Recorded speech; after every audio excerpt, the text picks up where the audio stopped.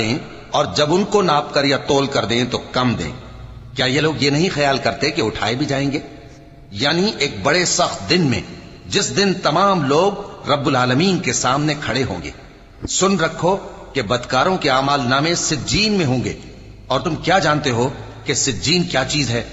ایک دفتر ہے لکھا ہوا. اس دن جھٹلانے والوں کے لیے خرابی ہے، یعنی جو انصاف کے دن کو جھٹلاتی ہیں، اور اس کو جھٹلاتا وہی ہے جو حد سے نکل جانے والا گناہگار ہے. جب اس کو ہماری آیتیں سنائی جاتی ہیں تو کہتا ہے یہ تو پہلے لوگوں کے افسانے ہیں. ہرگز نہیں، بات یہ ہے کہ یہ جو اعمال بد کرتے ہیں ان کا ان کے دلوں پر زنگ بیٹھ گیا ہے. بے شک یہ لوگ اس روز اپنے پروردگار کے دیدار سے اوٹ میں ہوں گے، پھر یہ لوگ یقیناً دوزخ میں جا داخل ہوں گے. پھر ان سے کہا جائے گا کہ یہ وہی چیز ہے جس کو تم جھٹلاتے تھے. یہ بھی سن رکھو کہ نیک